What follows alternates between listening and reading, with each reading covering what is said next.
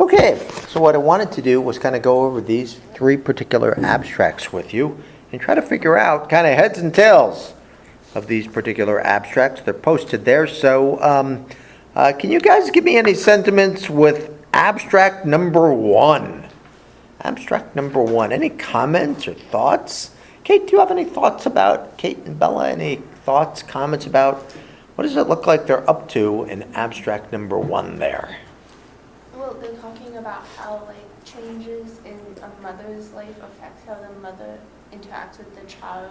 Changes in the mother's life and how that's affecting the child. I just repeat for the acoustic recording for Brittany and Daisha. Would you guys add anything to that?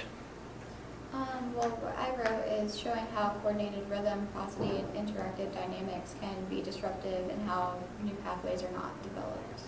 So new pathways cannot be developed. So you kind of hit it pretty good there with the ideas. Can Leela and Hannah add anything else? What were your thoughts about the first abstract? Just that when the mothers weren't in the best mental health, that the child and the mother didn't have the secure connection that they should, and so that lack of support because the mother can't do it would negatively affect The bonding experience, right? The bonding experience. Have people heard of borderline personality disorder before? So let's just share a little bit. What do you know about borderline personality? They don't feel like they belong and they have rapid mood swings. Rapid mood swings, emotional dysfunctions, troubles with relationships, a lot of troubles with relationships. So moms sometimes have this psychiatric disorder. And we don't really, okay, so mom's got the disorder and raising a child developmentally, and child might go astray. What is this actually saying that maybe a mom is not doing properly? showing the love and support that the child needs.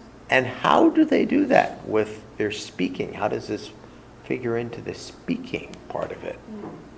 By using varying prosody. There you go.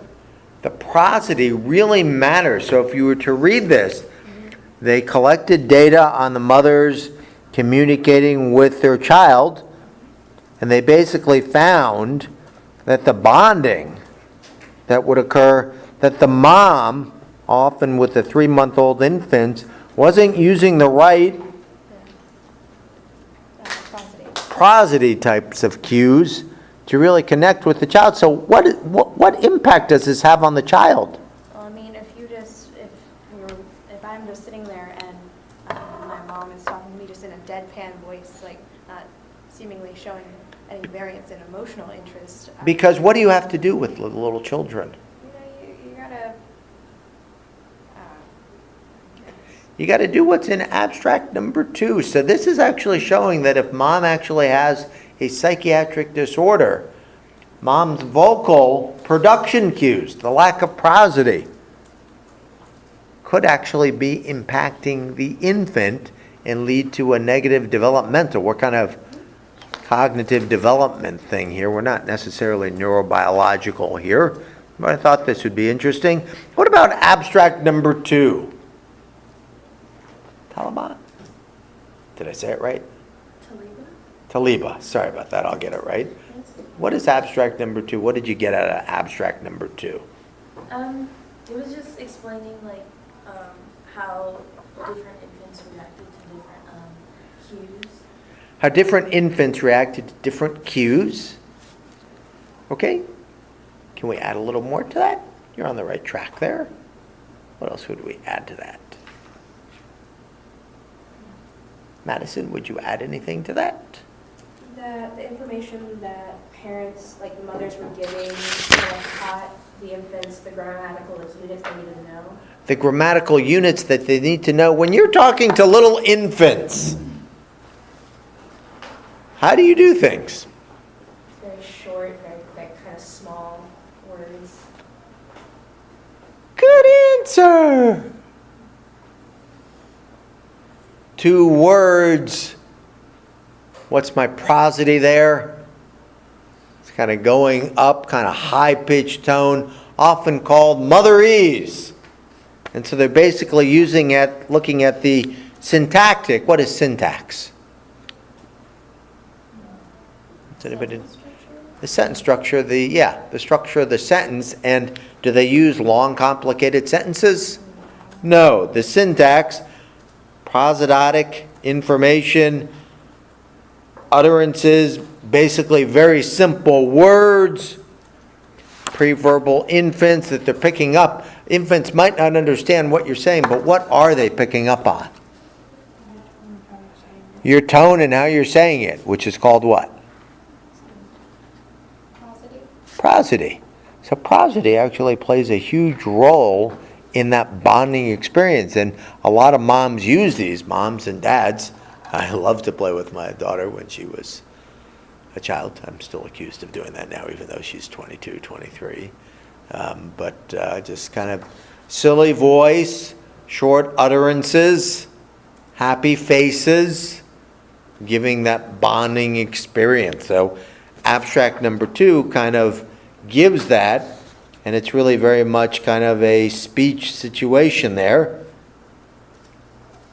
It's boundaries. So what do we have when we talk about boundaries? What was our other word for boundaries between the words? Segmentation. And what's the other thing that's probably being done very well too, besides the segmentation? The co-articulation. Yeah, what's probably happening with the co-articulation? Is that going on to little babies? Yeah. It is, but not as much. Yay! Standing up! So the prosody of all that is kind of coming in there to really make that experience real and live for these children. And then finally we get on to, and so once again, this is kind of, is this cognitive neuroscience that we're talking here?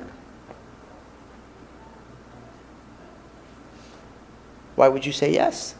Because depending on how they perceive what's being said to them, that's how they're going to So depending on what's being perceived, but I would actually argue it's not, this study itself, it's not a cognitive neuroscience abstract. Why not? What is not being They're formulated? not talking about the biological side. Yeah, there's no biology in this abstract. It's really at a cognitive level. The other word that I said to you before, I talked about the word psychophysics. Do you guys remember what that word meant with the speech signal? We look for, what do we know about the relationship between in speech the physical and the perceptual? Is it invariant? No, it isn't. And we often call this idea of looking for kind of the relationship between the psychophysical, it's actually called, and you'd want to write it for your notes, the psychophysical bridge. What is the relationship between the physical world and the perceptual world? The psychophysical bridge. Now let's get on to abstract number 3. I ask our front group here, what were you guys perceiving from abstract number 3? When undergoing a stressful situation such as immunization, it was, I guess, seemingly calming to the child to have, varying prosody between the nurse and the mother. It's kind of reassuring, and when that didn't happen, the child showed more distress. So the prosody really does matter here a great deal. A lot of communication. Is it really the words that matter when you're communicating with somebody? What really matters? Probably the prosody. The prosody, the non-acoustics, the prosody, the facial gestures, kind of what we would call, and I'll write this word on the outline here, the P-A-R-A, linguistic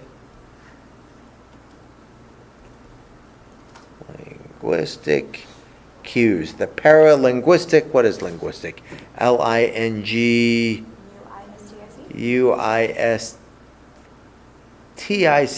linguistic. The paralinguistic cues, they carry a great deal of weight in that. Does that make building a machine that can understand speech pretty difficult? Yeah, that kind of makes the whole machine situation difficult, because when you talk into a machine, how do you have to talk? Slowly, and what do you have to do? Like if I want to record something on my iPhone, I want to record a message, what do I have to do on my iPhone? I say, in today's class we'll be covering X, Y, and Z, or, hey Joe, I wanted to leave you a message that I can't make it tomorrow for lunch. What do I have to do if I'm making a acoustic thing on my iPhone? Articulate and speak slowly. I have to not co-articulate. I have to segment. Hi, Joe. The coffee you gave me this morning is terrible. So I have to segment. Sorry, is there coffee in there or no? No, it's water. Okay. That's all right. You have the Starbucks over there, or no? Coffee? Tea. So the idea is when you're speaking into a machine, you actually cannot co-articulate. You have to segment everything. You have to articulate clearly. Do people find this when you're recording things? Hi, Mom. I will not be home for dinner. You're segmenting, you're not co-articulating. Does the machine actually have a chance of picking that up? Yeah, because what are you really trying to do there? You're trying to be almost invariant about how you're communicating. So these are the abstracts, and so it's saying that even in vaccinations, the prosody really does matter here. Does this make sense for everyone? Okay, the last thing I want to say for the recording here, I'm going to be stopping the recording in a minute for the online class because not everybody has posted their tests. I do get those things posted if you haven't already. I do have a key, and the final thing I want to say, and then I'm going to turn off the acoustics here, is you are able to appeal any question that you want. If you feel like you were scored wrongly, please send me an email, and I want to know what you think. The issue that I had going on here, it's not technically related to you, but the reason I was grading these last night, I think I told most of you in the class that I teach at Virginia Tech on Monday, Wednesday, and Friday. I gave kind of the same type of test to them, and I think I told some of you, how many people do I have in my class up there? 60. And that took a lot of hours, and I couldn't use Blackboard. I was learning how to use Canvas, so if I've made some math mistakes or judgment mistakes, send me an email, say, here's the points I got on this question, show me the question and the answer, give me a rationale on why you feel like you deserve more points. If I agree with it, I'll give you more points. If I don't, no harm, no foul. I'll just say I don't think so, and here's my logic behind this. So if you feel like you were wrongly assessed on things. So that'll close off.